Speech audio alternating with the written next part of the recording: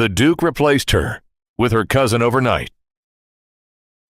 He didn't know which woman held the title deed before we begin. Drop a comment below with your country and what time it is right now, where you're watching, whether it's sunrise in Nairobi, midnight in New York, afternoon in Canada, or evening in France. I want to know. Don't just sit back. Tell me where in the world you are. Now, let's dive into the story.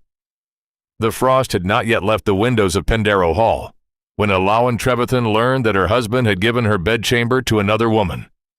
She stood on the cold stone of the upper landing with a brass key warm in her closed hand, and below her, the laughter of her cousin Sabine rose up the great staircase like smoke from a fire she could not see.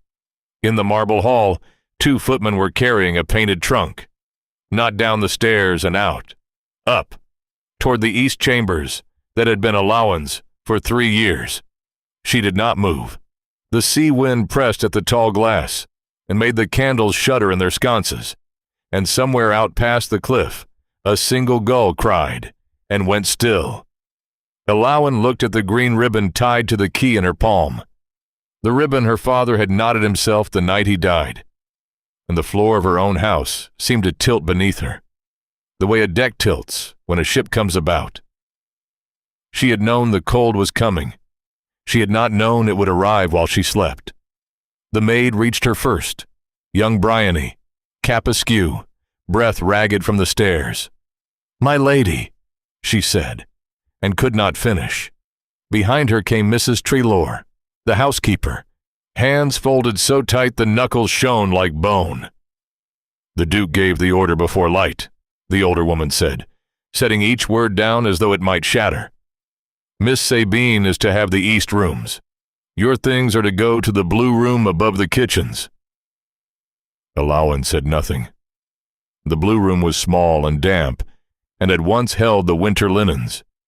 From its one window you could see only the stable roof and the gray churn of the sea. She understood at once what the room was meant to tell her. It was a message written without a single word. You are no longer the lady of this house. You are a thing to be folded away. And the cruelty of choosing a storeroom, not a cottage, not the road, but the place where unused things were kept, told her something else. This had been planned by someone who wanted her near, and small, and reminded. "And the Duke?" Elowen asked. Her voice held level. That was the first thing people learned about her. And the last, they remembered. Her voice did not break. Mrs. Treloar's eyes glistened, though no tears fell. "Taking chocolate in the morning room, my lady, with Miss Sabine. He asks that you not disturb them until you have—" The housekeeper's jaw tightened around the word. "Composed yourself." It landed soft and terrible, that word, as though grief were a crease to be pressed flat, as though a wife learning she had been replaced should first see to her hair. Elowen drew one slow breath that tasted of cold stone and beeswax and salt off the sea. Then she did the thing that frightened Mrs. Treloar more than any weeping could have.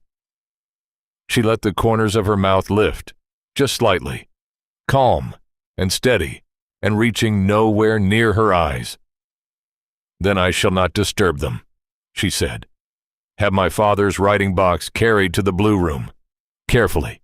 It opens for no one but me."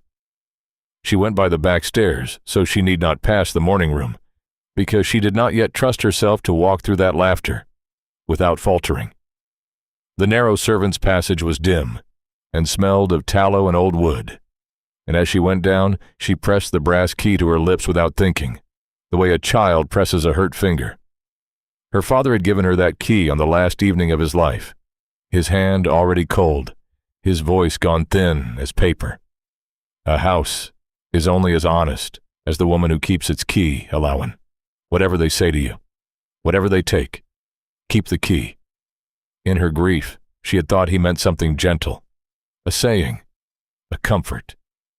She had not understood that he meant something exact, something written, something signed, something locked inside a plain wooden box that no one in this great house had ever troubled to open, because no one had ever imagined that the quiet woman being sent up to the linen room might hold in her own name the deed to the very floor they stood on.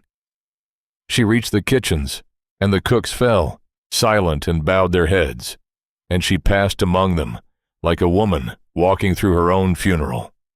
But her hand around the key had stopped shaking. 2 floors above, Caspian Vaughn, Duke of Marwick, leaned back in his chair and laughed at something Sabine had said, and felt, for the first morning in 3 gray years, that his house had a pulse again. He did not know that he had just made the worst mistake of his life. He did not know that the woman he had folded into a storeroom owned the ground beneath his boots, the orchard, the stables, the chapel where his ancestors slept. He believed Pendarrow was his. He believed Elowen was his to keep or to put away. He was wrong about both, and the only person in all of Cornwall who knew the truth had just smiled and gone down the back stairs and begun, without raising her voice once, to take her whole life back. To understand the morning he gave her room away, you must go back 4 years, to a colder house and a poorer man. The Duke of Marwick had not always taken chocolate in a warm room. When Caspian Vaughn came into his title at 26, he came into a mountain of his father's debt and the wreckage of his family's pride. The old Marwick seat in the north was already sold to the creditors. The Vaughn name still rang in every drawing room in the county, but behind the name was nothing. Unpaid bills, and a proud young duke too ashamed to let the world see how close he stood to ruin. He had loved a woman once in those days, Lady Rosamond Carlyle, golden and laughing, who wore his ring a single season and returned it in a velvet box with a note so kind it cut deeper than any cruelty could. She married a wool merchant's son within the year. Caspian learned that morning a lesson he would carry like a blade, that warmth follows money, and that when softness comes to a man, it comes for what he owns, and not for what he is. Into that ruin walked a Cornish merchant named Hadrian Trevethan. No title, no breeding, and more money than half the lords of the West Country put together. He had made his fortune underground. In those years, Cornwall was the richest mining country on earth. Its tin and copper went out from the harbors at Truro and Haley to every port in the world, and the men who owned the engine houses and the deep adits grew wealthier than the old families, whose names sat above them in the church pews. Hadrian was one of those new men, a man of smoke and shafts and account books, who had watched his betters look down their noses at the very oar that kept their estates afloat. He had bought Pendarrow Hall outright when its last noble owner gambled it into the sea, and he had learned, hard and young, that in England land was the only thing that truly bought a man respect. A fortune could be spent, or lost, or sneered at. Land endured. Hadrian had one daughter, Elowen, and one wish, which he laid before the Duke across a desk in a single afternoon. He wanted his girl to be a duchess. He wanted his grandchildren to carry a name that opened doors his money never could. In return, he would clear the Duke's debts to the last shilling, settle a fortune on the marriage, and let the young couple live at Pendarrow, the finest house for 40 miles. Caspian, drowning, saw a rope and seized it before the brandy was even poured. He never once asked what the merchant's daughter was like. To him, she was a figure on a page, a door out of disgrace, a transaction, wearing a wedding gown. Elowen had not been asked, either. Her father told her of it on a gray evening with the rain coming sideways off the water, and she listened in silence, while her heart went very still.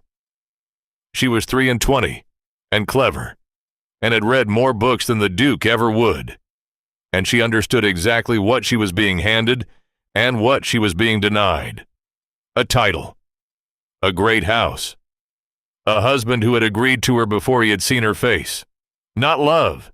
She understood that part so completely that she never once let herself hope for it, and in refusing to hope she kept safe a thing that other women lose.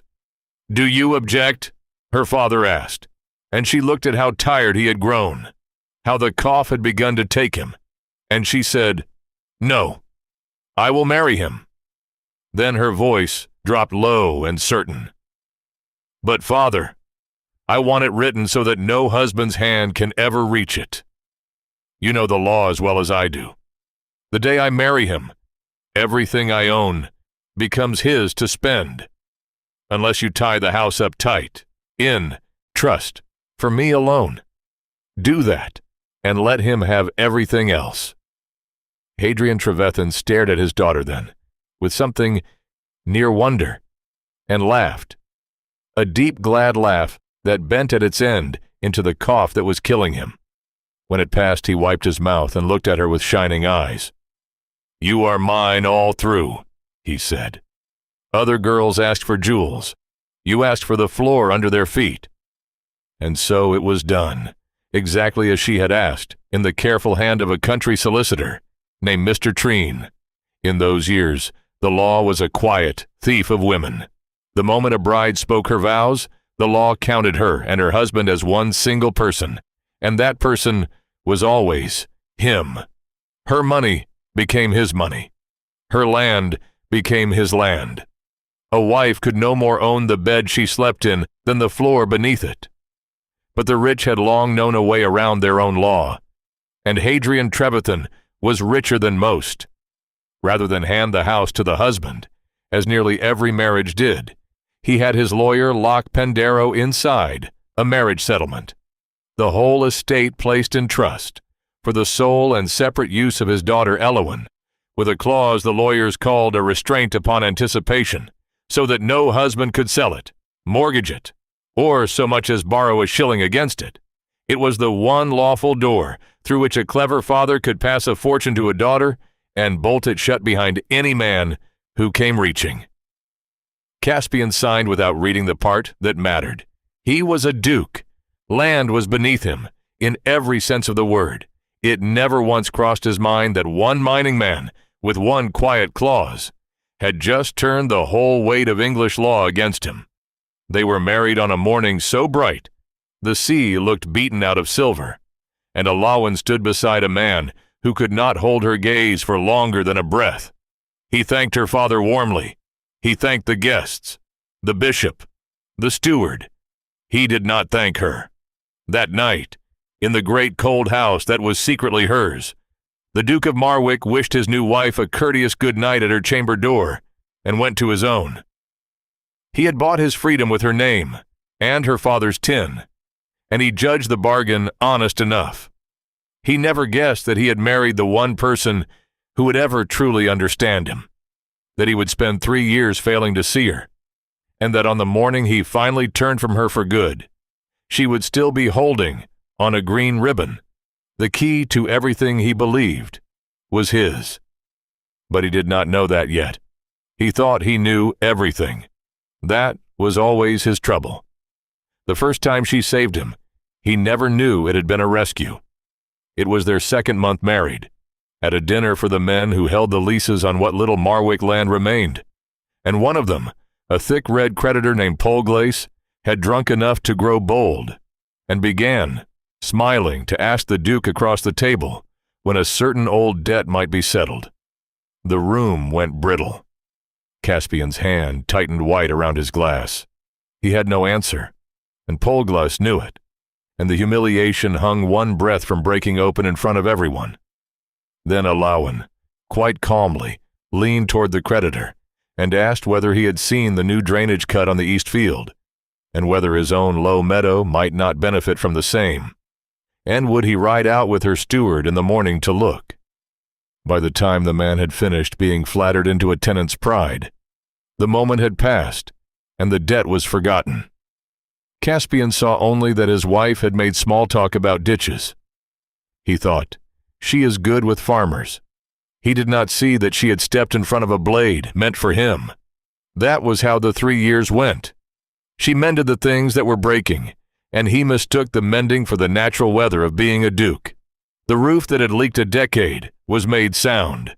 He never asked who saw to it. The home farm, bleeding money since before his birth, began to turn a profit, because she sat in the tenants' own kitchens and listened to what the land could and could not give. He assumed farms simply did better in good years.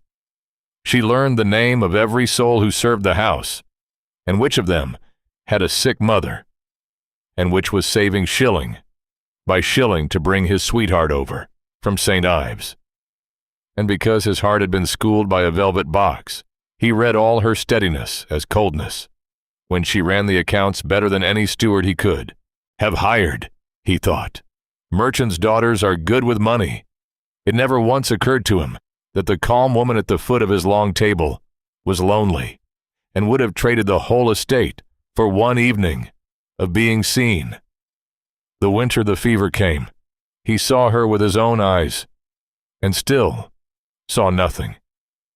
It moved through the village in the black weeks after Christmas, and in those days a fever was a thing you nursed and prayed over, not a thing you cured. There were no medicines worth the name. The village doctor came when he was paid, opened a vein to let the bad blood out, a practice that weakened the sick far more than it ever healed them, and dosed the worst cases with bitter willow bark and laudanum, and for the rest there was only watching and waiting, and clean water, and hands. It was the Duchess, not the doctor, who walked down through the snow to the cottages with broth and blankets. In the Tregenza cottage a child of 6 lay burning, and Elowen sat the whole of one night on the cold earth floor wringing cloths and melted snow to break the heat, because that was all anyone in the world yet knew to do, and she did it until the fever turned, and the child lived to see the thaw. She came back to the great house near dawn with her hem frozen stiff and mud to her knees, and her face gray with sleeplessness, and Caspian met her in the hall, on his way out to hunt. He looked at the state of her, and felt a flicker of distaste he was too well bred to show. "You will catch your death, playing nurse," he said, not unkindly, and went out into the bright cold. He thought she did it from duty, the way she did everything. He could not imagine she did it because a burning child was a burning child, and someone had to hold the cloth. Then her father died, far off in a city, with Elowen holding his cold hand, and his last words pressed into her keeping. "Keep the key." She came back to Pendarrow in deep mourning, and in those days, mourning was a thing the whole world could read at a glance. The cloth itself was a language. A woman in first mourning wore dull black crepe and bombazine that took no shine, and jetted her throat, never a stone that sparkled, and she wore it for a year and more, fading slowly through gray and lavender as the months allowed her grief to lighten. To wear anything brighter too soon was a scandal, to wear it too long, a reproach. So Elowen moved through the bright house in clothes the color of soot, a walking notice of her loss, and her husband met her in the same hall where she had once stood frozen and muddy, and offered his condolences the way one nobleman commiserates with another over a lost horse, formally, at arm's length, with no hand laid on her shoulder. He did not sit with her. He did not know that the man just buried was the only person on earth who had ever looked at Elowen and seen all of her at once. She went up to her rooms and wept one single night, the only night any servant ever heard her weep, and came down in the morning steady and pale, and went on. Caspian, watching her go on, thought she did not love him much. He was as wrong about that as he had ever been about anything. She had loved her father more than her own breath. She had only learned in his house that her grief was hers to carry alone. It might have stayed that way forever. 2 strangers in a marriage, 2 locked boxes in one house, had the letter not come. It arrived on a raw afternoon, a warm and clever-seeming letter in a cramped, genteel hand, from Elowen's cousin Sabine Lowell, whom she had not seen since girlhood. Sabine wrote of grief, of being left alone and penniless by her own father's death, of having nowhere in the world to turn. Might she come to Pendarrow? Only for a season, only until she found her feet. Elowen sat with the letter a long time. She remembered Sabine as a girl who had once told the other children that her cousin was plain. But she remembered, too, what it was to be alone with the wreckage of a father's death. And so she did the thing she always did. She said yes. She sent the carriage to the coaching inn herself, with a hot brick for Sabine's feet and a fur for her lap. She had no way of knowing she was sending it to fetch the woman who would take her chambers, her husband, and her place at the head of the table. She knew only that her cousin was cold, and far from home, and family. That was the kind of woman she was. That was always the danger. Sabine stepped down from the carriage into the great hall on a wild March afternoon, and understood, in one sweeping glance, the whole of what she wanted. She saw the height of the ceilings, and the gleam of the silver, and the way the servants stood, and by the first long silent dinner, she had read the exact shape of her cousin's marriage as plainly as a page. Sabine was not stupid. She was dangerously clever, and her cleverness had been honed to a razor's edge by years of being poor among people who were not. Where Elowen's strength was quiet, Sabine's was bright and warm and loud, and she knew precisely how to spend it. She laughed at the Duke's driest remarks, as though he were the wittiest man in England. She asked him about his horses and his ancestors, and listened to the answers with her chin in her hand, and her eyes wide, as if no one had ever told her anything half so wonderful in all her life. And Caspian, who had spent 3 years being quietly and competently cared for, by a woman he mistook for cold, felt that warmth, like a man who's been freezing without knowing it, stepping suddenly into sun. It happened slowly, and then, all at once, the way these things always do. She rode out with the Duke on the mornings Elowen was bent over the accounts no one thanked her for. She played the pianoforte in the evenings, badly but with spirit, while Elowen sat with her mending and her silence. She drew Caspian out of his locked box, not because she loved what lay inside it, but because she had measured to the inch what flattery would open it. And Caspian, starved for years, and too proud to know he starved, mistook the opening of his own loneliness for the dawn of something true. He began to seek her out. He began, quietly, to compare. Why was Sabine always so glad to see him, while his own wife met him only with that level, unreadable calm? He did not understand that Sabine was glad to see what he owned, and that Elowen's calm was the calm of a woman holding back an ocean because the house had never made room for it. But Sabine showed her claws once, early, to the only person who would not run to tell. It was a wet afternoon, and she found Elowen alone in the small parlor, and she stood in the doorway turning her bright smile down to something thinner and colder. "You don't fight for him," Sabine observed, almost gently, almost kindly. "I wondered if you would. You don't." Elowen looked up from her sewing and said nothing, which was its own kind of answer.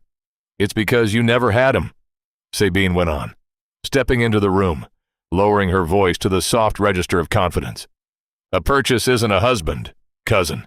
You're a sum he paid once and forgot. I'm something he's choosing. There's no shame in it. You simply weren't built to be chosen." She let it land, watching for the flinch. Elowen drew her needle through the cloth, unhurried, and lifted her gray eyes.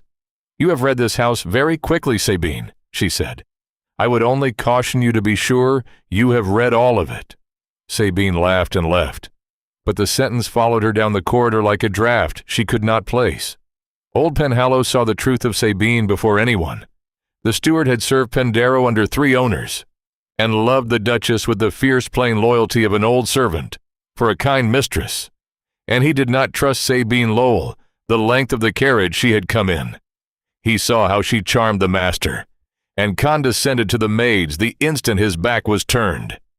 Then, one gray afternoon, he saw her in the Duke's study, where no guest had any business, going through the drawers of the great desk with quick, careful hands. The drawer where the leases and the records and the marriage settlement were kept. He cleared his throat from the doorway. She straightened at once, all warmth again, claiming she had come only for paper to write a letter. But Penhallow had marked the drawer, That evening, he went to the Duchess in the blue dusk of the corridor and told her what he had seen, and watched something flicker far back behind her steady eyes. "What is she hunting for, my lady?"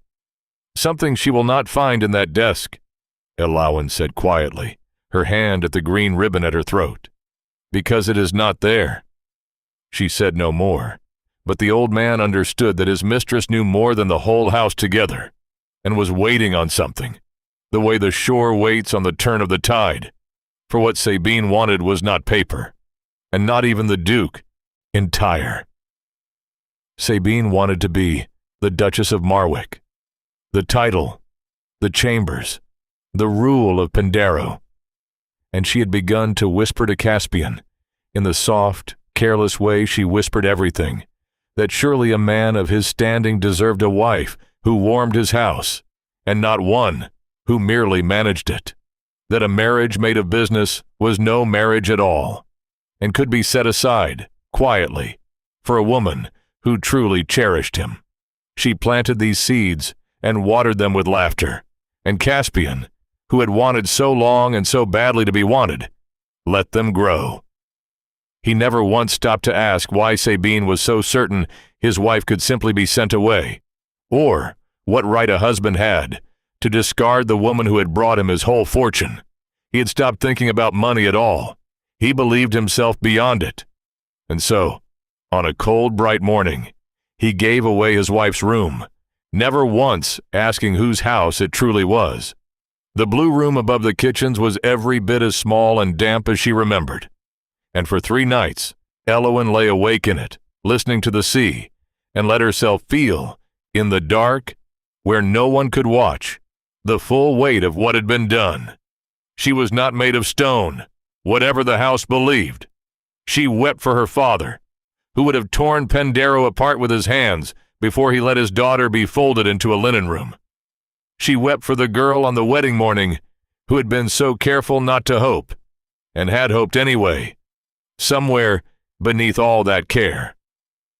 And on the 4th morning she rose and washed her face in the cold water, and stopped because she had reached a decision, and Elowen Trevethan did not weep over decisions once they were made. She unlocked her father's writing box with the key on its green ribbon. Beneath the letters and the pressed flowers and the small leavings of a dead man's life lay a thick folded parchment heavy with a red wax seal. The settlement her father had fought for. Pendaro Hall, held in trust for her, and her alone. But that was not the only secret she carried down the back stairs that week. And the other made her hands shake as they had not shaken, even on the landing. She had been ill in the mornings for a fortnight. She had counted, and counted again, and the count did not change. She was carrying the Duke's child. There had been only a handful of nights, in 3 cold years, when courtesy had briefly thawed into something warmer, nights neither of them ever named by daylight, and from one of those silent, unspoken nights, a life had taken root. Elowen sat very still with one hand pressed flat over the place where the child slept, and understood that the whole shape of things had changed. The man upstairs meant to set her aside for her cousin, and meant to do it without ever knowing that the woman he discarded owned his house and carried his heir. The cruelty of it, and the strange, terrible power of it, made her dizzy. She could end him with a word. She could end him with 2. And she found, sitting there in the gray light, that she did not yet know what she wished to do. This was the truth at the center of her, the thing that set her apart from her cousin and her husband both. She had every cause for revenge and no appetite for it. She could have gone up to the Duke that hour, deed in one hand and the knowledge of his child in her mouth, and watched his face come apart, and called it justice. A lesser woman would have. A wiser woman, some might argue, would have struck while she still held surprise. But she had been raised by a man who taught her that you do not measure your worth by the size of the wound you can deal. She wanted more than Caspian's ruin. She wanted to know, before she chose anything, whether the man she had married was merely lost, blind, proud, wounded, badly led, or whether he was at heart the kind of man who would put away a faithful wife because a cleverer woman had flattered him into it. She wanted, perhaps foolishly, to learn if there was anything in him worth saving before she decided whether to save it. So she waited and watched and breathed no word of the deed or the child to a living soul. But waiting was not idleness. In the long evenings, she set her affairs in order the way her father had taught her. She wrote to Mr. Treen, the old solicitor in Truro, who had drawn the deed, asking him to call upon her at the house on a Friday she named, on a matter she would explain when he arrived. She went through the estate's accounts one last time and found, as she had half feared, the first thin shadow of the old trouble creeping back. The Duke had begun to spend again, freely, the way men spend when they feel rich and unwatched, and the old creditors had begun, ever so gently, to circle. He did not know it yet. He believed the money was simply there, as it had been there since the morning he married her, and he had never once understood where it came from, or that it could leave. Elowen closed the account books and looked out at the black water, and felt the whole shape of the thing settle into place. He had given away her room. He meant to give away her name. And he was, even now, quietly spending his way back toward the ruin she had once lifted him out of, on a fortune that was hers. She told only one living soul any part of it, and only because she would have trusted him with her life. Penhallow found her one night, with the settlement open on the table in the candlelight, and he stopped in the doorway and went white as ash, because a man who has served a house 40 years knows what a deed of that weight means when he sees one. "My lady, is that—" "It is," she said quietly. "Pendarrow has been mine since the day I married him. The house, the land, all of it. My father had it tied up in trust, for me alone, so no husband could ever touch it. Most men never imagine such a thing can be done to them, so they never look for it. The Duke certainly never did." The old steward lowered himself slowly into a chair, as though his legs had stopped trusting him. "Then he has no right to set you aside," he whispered. "No right to any of it. You could put them both out the gate by tomorrow noon." Elowen looked down at her father's careful hand, steady on the heavy page. "Yes," she said softly, "I could." She did not smile. "But I will not do it the way she would. Overnight, in the dark, to a frightened person. I will do it properly, in the light, when everyone is watching, and no one can pretend afterward that they did not understand." And Penhallow, looking at the quietest person in the house, understood that she had become, without raising her voice once, the most dangerous. The Duke chose to do it in public. That was the part she never wholly forgave him, even after everything, that he did not have the decency to do it behind a closed door, where a wife might keep her dignity. He chose instead the great dining hall on the night of the spring gathering, when 40 of the finest families in the county sat the length of the long table beneath the blazing chandeliers, the silver gleaming, the candle smoke rising, every eye in the West Country fixed upon the Duke of Marwick, and the two women bound to his life. Elowen had been seated, by Sabine's careful hand, far down the table among the lesser guests, in a plain gray gown, like a poor relation invited out of charity. Sabine sat at the Duke's right in crimson silk, and her mother's borrowed pearls, glowing, certain.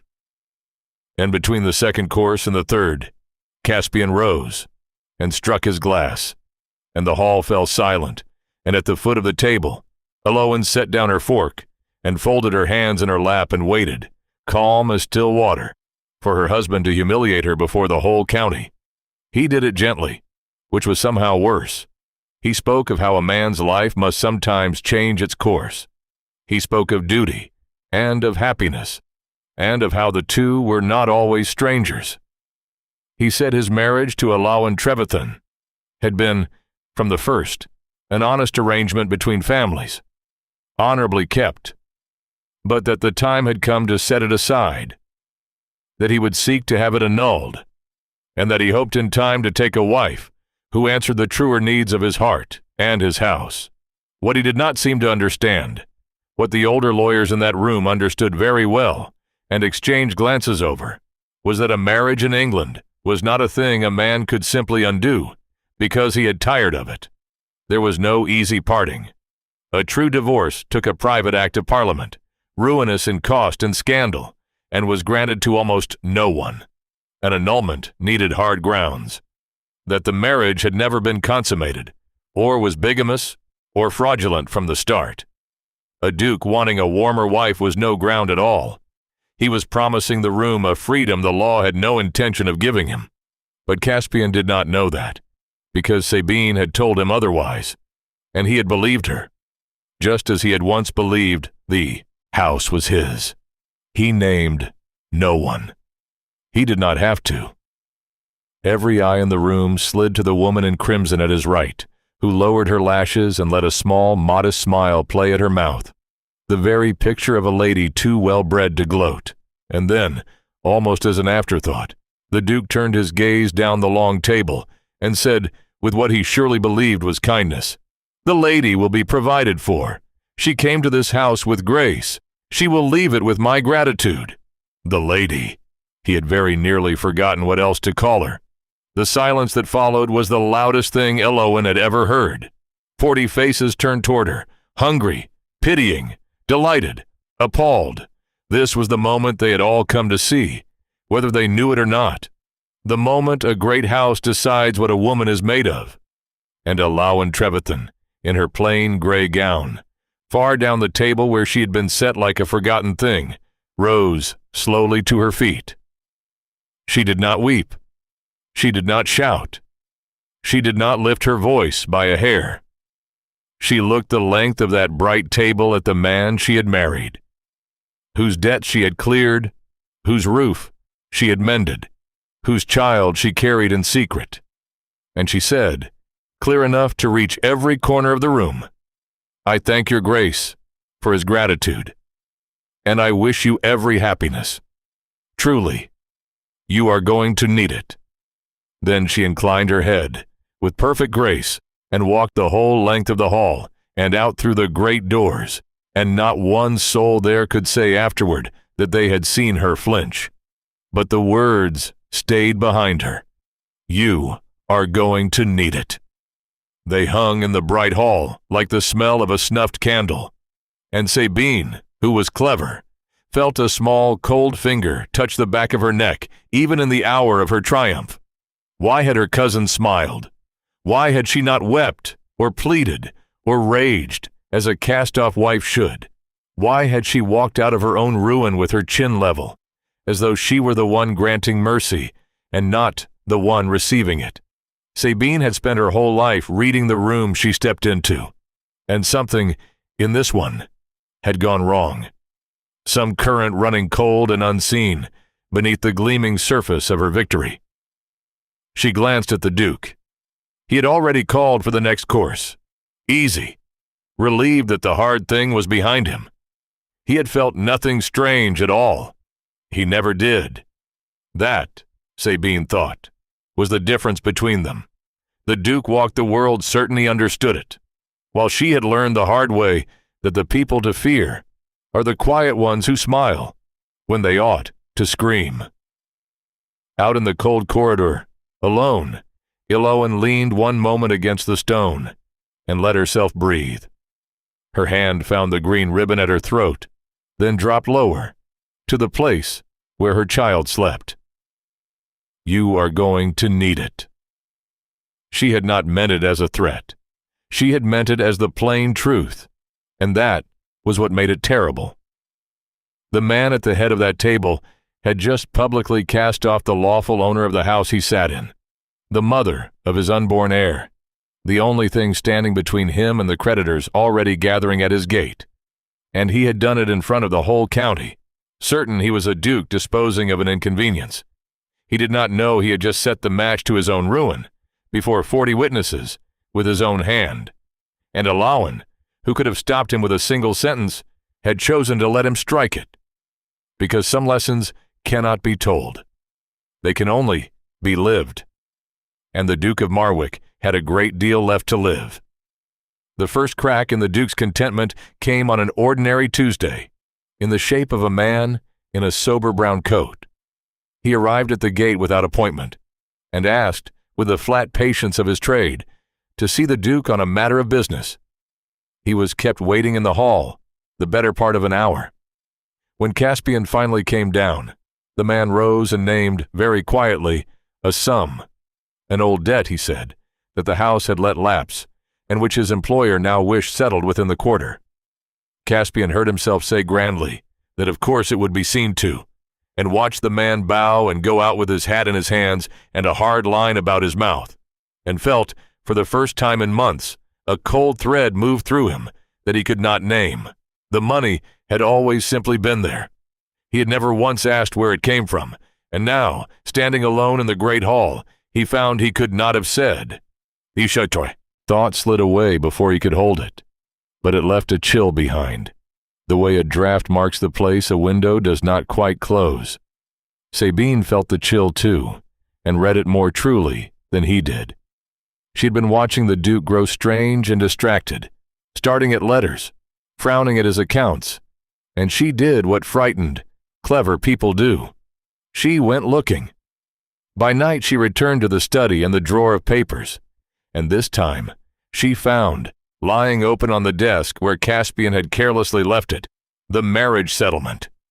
She read it through, and she came at last to the sentence near its end, in the careful hand of a country solicitor, that named Elowen Trevethan the sole and separate owner of Pendaro Hall, beyond the reach of any husband or any annulment.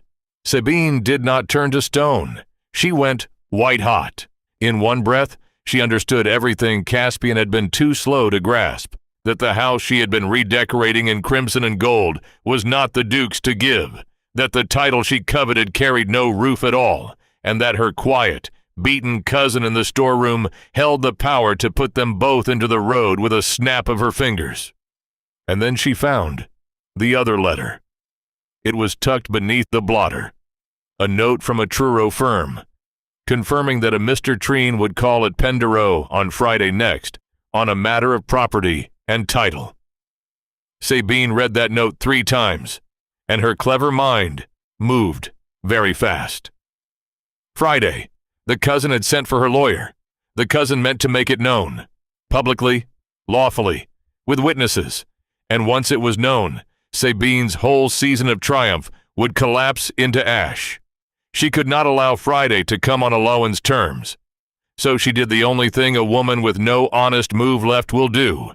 She moved dishonestly and fast. She held the solicitor's note to the candle and watched it curl into nothing in the cold grate. Then she went to find the Duke, and she poured into his ear the smoothest poison of her life. That his wife was a scheming woman clinging to a scrap of old paper, that any such trust was surely a merchant's trick a court would throw out in an afternoon, that he must not be cowed, must not wait, must sign the petition to be rid of her this very week, and have the whole sordid business begun, before the dull cousin and her dull lawyer could muddy it. The petition itself would prove a hollow thing.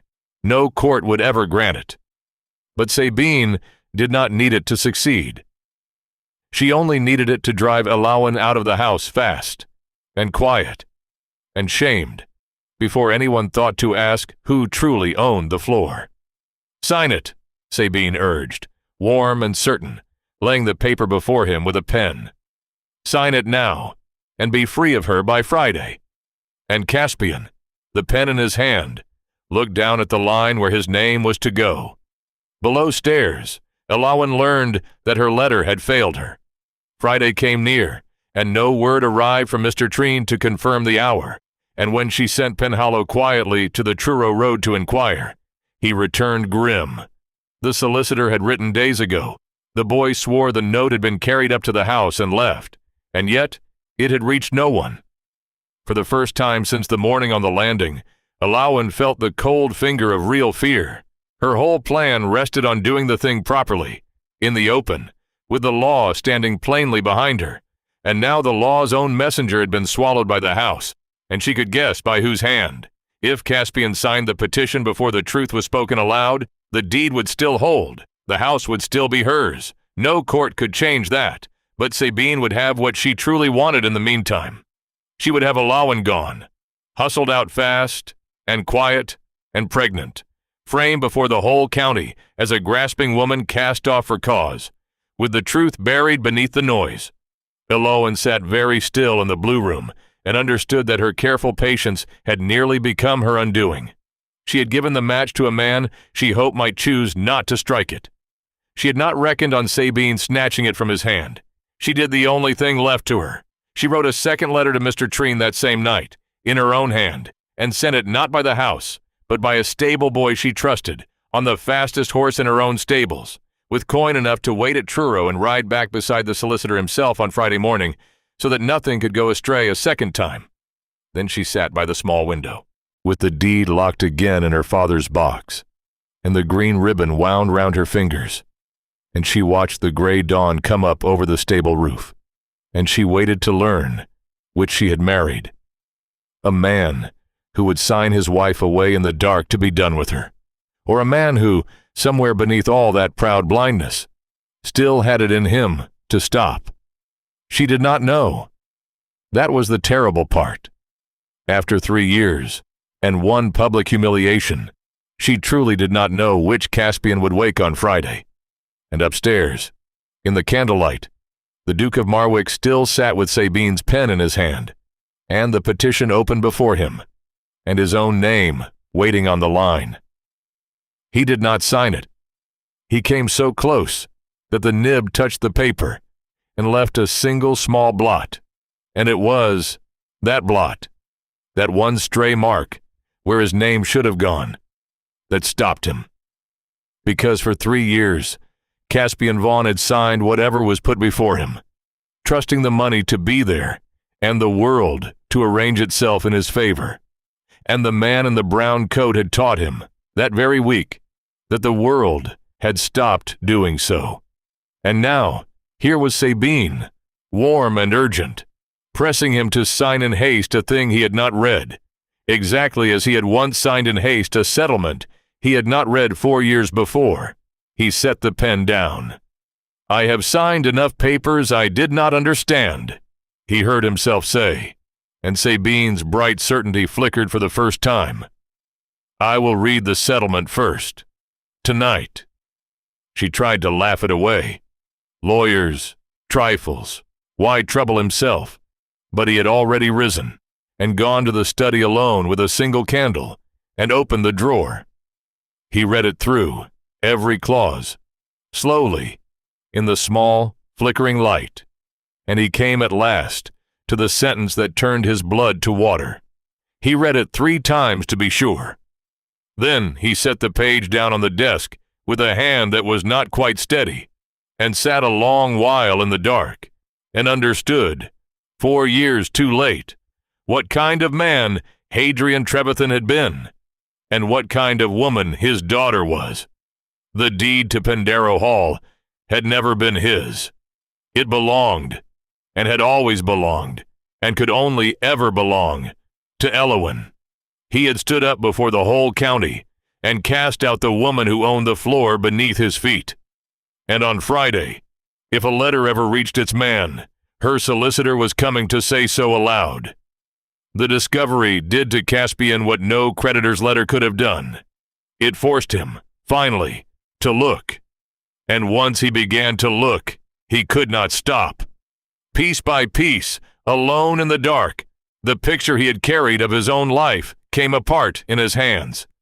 The cleared debts, the mended roof, the flourishing farm, the full coffers he had spent so freely, certain they were his own doing. The quiet woman at the foot of his table, who had asked him for nothing, ever. Not love, not thanks, only, he saw now, to be seen. He remembered the creditor at that long-ago dinner, and how the danger had simply dissolved. and understood at last that it had not dissolved, that she had stepped in front of it. He remembered her coming back through the snow with her hem frozen and her face gray, and how he had warned her she would catch her death-playing nurse and gone out to hunt. He remembered the day her father was buried, and how he had stood at arm's length and offered nothing, and judged her cold for not weeping in front of him. Every memory he turned over showed him the same thing from a new angle. A woman who had carried him for years, and a man too proud to look down and see who bore the weight. He went looking for her in the gray hour before dawn. He climbed the back stairs he had never once climbed in 4 years of living in that house, the narrow, tallow-smelling passage, and stood outside the door of the blue room and saw the thin line of candlelight beneath it, and knew she was awake. He did not know what he meant to say. He raised his hand and could not knock. What does a man say at the door of the woman he has wronged so completely, holding nothing but the wreckage of his own certainty? He stood in the cold dark a long time, and on the other side of the door, Elowen sat with her father's writing box and listened to him not knock, and understood that he had read the settlement at last, and felt no triumph, only a deep, tired sorrow for the years they had both wasted, and for a man who had needed so badly to be carried that he never once looked down to see who carried him. At last she heard him turn away down the stairs. She did not call him back. It was not yet time, but he was not finished. Caspian went from her door, not to his bed, but back to the study, and he wrote, in his own hand, a letter to Mr. Treen of Truro, begging the solicitor to come on Friday as planned, confirming the hour, signing it with his own name and seal, and he gave it to a groom at first light, with orders to ride hard and put it into the lawyer's hand directly. He did not know Elowen had already sent her own boy on the same errand by night. The two messages would cross on the road and arrive, between them, beyond all of Sabine's interfering. And when Sabine came to him at breakfast, warm and smiling, to ask gaily when the petition would be signed, the man she found across the table was no longer the man she had spent the spring shaping. He looked at her, truly looked, the way he had never once managed to look at his own wife, and he saw at last what Penhallow had seen, what the servants had seen, what Elowen had surely seen since the first cold dinner. A woman who did not love him, and never had, who had measured his house and his title, and found them worth the trouble of taking. "There will be no petition," he said quietly. "Mr. Treen comes Friday. We will all of us hear what he has to say." Sabine's smile did not fall so much as freeze, and for the first time he watched her be afraid. Mr. Treen came on Friday at noon, a small dry man with a black case and 40 years of country law behind his spectacles, riding up the avenue between Elowen's stable boy on one side and the Duke's winded groom on the other, both letters safe in his pocket, neither knowing the other had been sent. He asked with grave courtesy that the household and its principals gather in the great hall to hear a matter of property that touched them all. And so the long table filled once more, not with 40 guests this time, but with the people the whole story had been about. The Duke at the head, gray and quiet, Sabine in crimson still, but with her brightness gone brittle as winter glass, her hands twisting in her lap.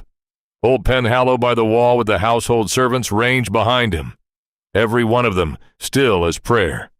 And at the foot of the table, in the same plain gray gown she had worn the night she was cast aside, sat Elowen Trevethan, the green ribbon at her throat, and her father's writing box closed before her. Mr. Treen opened his case and drew out the heavy folded parchment with its red seal, and the whole hall held its breath. He read it aloud, every clause, in his dry, steady voice, while the candle smoke rose and the sea pressed at the tall windows, and not one soul so much as breathed. He explained it first in plain words, for the benefit of those who did not know the law, though every married woman in the room knew it in her bones.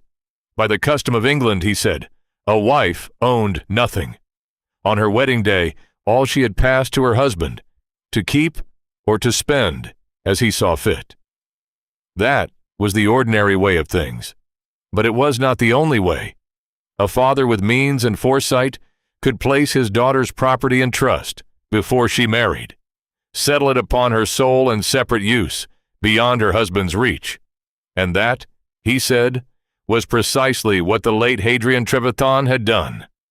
He read how the merchant had bought Pendarrow outright, how, upon his daughter's marriage, the whole estate had been settled not upon the husband, as nearly every marriage settled it, but upon the daughter alone, held in trust, with a restraint that forbade any husband from selling it, mortgaging it, or borrowing a farthing against it.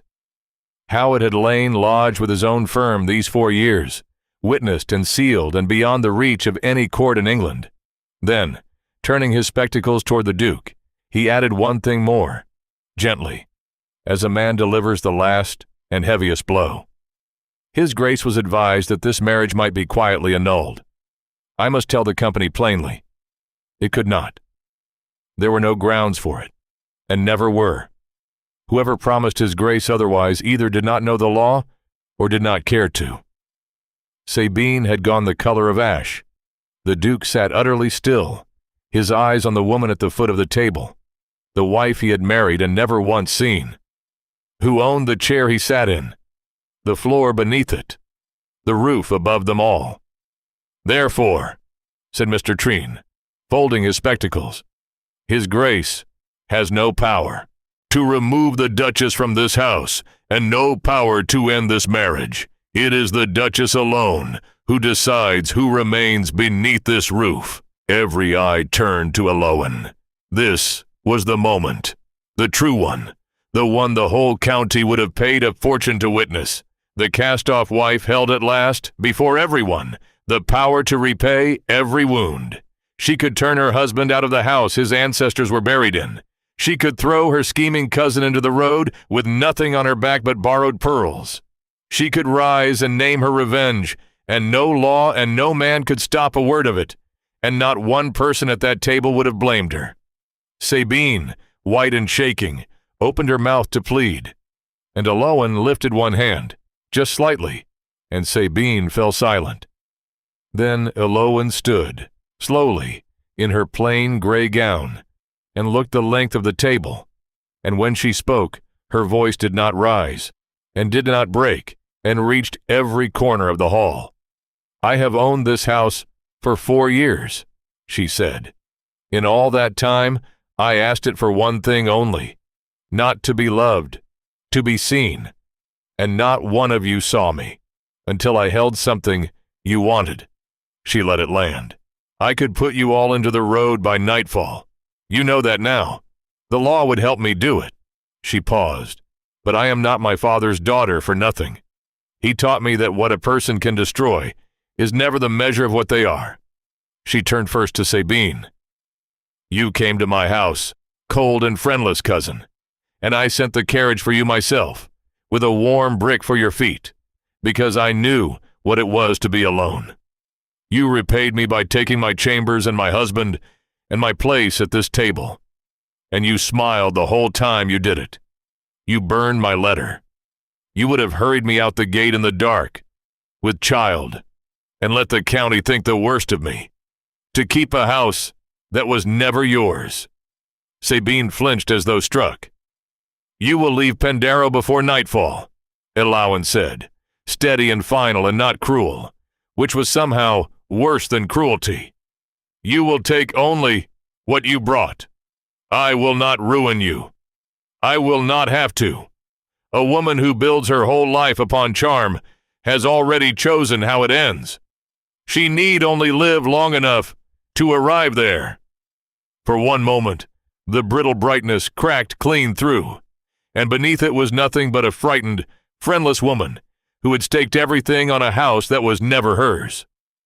Sabine rose, trembling, gathered her crimson skirts, and walked the length of that long table and out through the great doors, alone, exactly as Elowen had once walked out of her own humiliation. The doors closed. She did not look back. There was nothing behind her to see. Then Elowen turned to her husband, and the whole hall leaned in. because this was the reckoning they had truly come to witness. Caspian rose to meet it. He did not hide behind his title or his pride. He stood before her, in front of every servant and the dry old solicitor and the cold spring light, and said the truest words he had ever spoken. "You owe me nothing. Not mercy, not patience, not one more day under a roof that was never mine.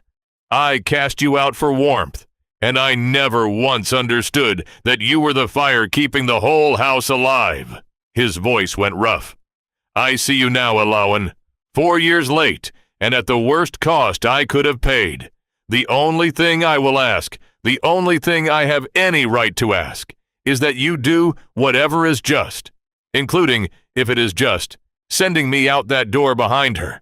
And Elowen looked at him a long, long moment, this proud, broken man who had finally looked down and seen who had been carrying him. And something far back in her steady gray eyes shifted at last, like the slow turning of the tide. She did not send him out the door, but neither did she fall into his arms, for she was not a woman to undo 4 years of being unseen with one grand embrace. And Caspian, to his lasting credit, did not ask her to. What she did instead was harder and truer, and took far longer than any reunion in a ballroom. She told him that same day, in the emptied hall after the servants had gone, and Mr. Treen had packed his black case, the last secret she had carried. She told him she was with child.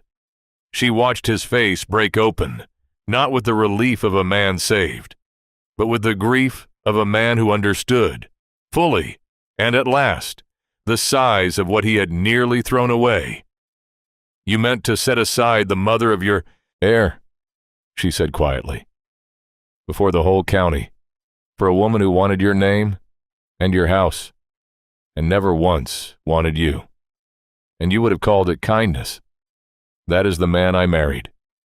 I need you to know that I know exactly who you are." He bowed his head. "I know who I was," he said. "Give me the rest of my life to become someone else, and I will not waste a day of it." It was not a promise she yet believed, but it was the first he had ever made her that cost him something to keep. She set her terms, and they were exact, the way her father's deed had been exact. Pandera would stay in her name, now and always, and pass to their child after her, not to the Duke, not to any husband, but to the child, secured beyond the power of any man to gamble or give away. The Duke's gathering debts she would settle one final time, but the accounts of the house would be kept by her hand and Penhallows together, openly, in the daylight, where Caspian could see plainly whose money held the roof above his head. And he would not be permitted to call their marriage true again until he had earned the word. He would court his own wife, in his own house, under the eyes of the servants who had loved her when he had not. He agreed to every term without a single objection, because he understood that each was just, and because a man who has finally learned to see does not argue with the truth, once it is shown him plainly. Penhallow, witnessing it all from his place by the wall, had to turn his face to the cold window, for 40 years of service had not prepared him for the sight of his mistress winning so wholly without once raising her voice. The courting of Elowen Trevethan by her own husband became, in time, the quiet wonder of the county, though not in the way the county had expected. There was no grand declaration, no public reversal of the long table. There was, instead, the slow, patient rebuilding of a thing that had never properly been built in the first place. Caspian learned the names of the servants. He sat in the tenants' kitchens and listened to what the land could and could not give. He read the book she left open at the pages she loved, and one evening asked her, haltingly, why she had marked a certain passage, and they talked until the candles guttered. Truly talked. For the first time in their lives, two strangers in a marriage, discovering, late and astonished, that they might have been friends all along. He learned the story of her father. He learned the meaning of the brass key on the green ribbon, and the night she finally told him the whole of it. A house is only as honest as the woman who keeps its key. He wept, openly, without shame. the thing his mother had taught him a Vaughn must never do. Elowen watched him weep and did not look away, and understood that the box he had carried his whole life had finally broken open for good. The child came in the deep of winter, a daughter, with her mother's steady gray eyes, and they named her Hadria, for the merchant who had loved his own daughter enough to write her name upon a house, so that no man could ever fold her away into a linen room. Caspian held the child in the cold dawn light of the blue room. Elowen had insisted she be born there, in the very room where she had decided to take her life back. And he wept again, quietly. And when he looked up at his wife, there was something in his face that had not been there on their wedding morning, when he could not hold her gaze. He could hold it now. He held it, and did not look away. "I gave your room away," he said softly, "and I have spent every day since trying to be worth the smallest corner of it." She looked at him a long moment, this proud, broken man she had married and lost, and slowly, on her own terms, allowed to find his way back, and she smiled, not the level, guarded smile that had once unsettled the whole house, but a different one, warm and tired, and wholly true. "You are getting closer," she said. And so the story ended, not in revenge, not in ruin, not in a great reversal in a crowded ballroom, but in something quieter and far more lasting. Sabine Lowell was never spoken of in the county again, save as a tale whispered behind fans. The cousin who built her whole life on charm, and learned too late that charm builds nothing that holds. The Duke of Marwick lived out his days at Pendero Hall, in a house that belonged to his wife, raising a daughter who would own it after her. And he never once forgot, not for a single morning, whose key hung on the green ribbon, or what it had cost them both for him to learn at last to see her. And here is the truth worth carrying out of the story. What had saved Elowen was a rare and fortunate thing. A father rich enough and shrewd enough to bend the law in his daughter's favor, before she ever married. Most women of that age had no such shield. They passed, on their wedding day, entirely into their husband's hands, to be cherished or discarded as the man chose, owning nothing, not even their own wages or the roofs over their heads. It would be many long years yet, and many women far less lucky than Elowen, before Parliament would finally change that law and grant every wife the plain right to keep what was her own. Elowen had simply been given early by a dying merchant who loved her, the freedom the law would one day owe them all. The people of Pendero loved their duchess the way you love solid ground, completely, without thinking of it. And now, at last, so did the man at her side. He had replaced her with her cousin overnight. He had not known which woman held the title deed. But the deepest truth of the whole long story was never about the deed at all. It was about a quiet, unbreakable woman who held something rarer than the title to any house. She held her own worth, in her own two hands, through every humiliation, and never once let a living soul take it from her. And in the end, it was the man who had thrown her away, who learned the oldest lesson of that house, that the most powerful person beneath any roof is never the one who shouts the loudest. It is the one who keeps the key.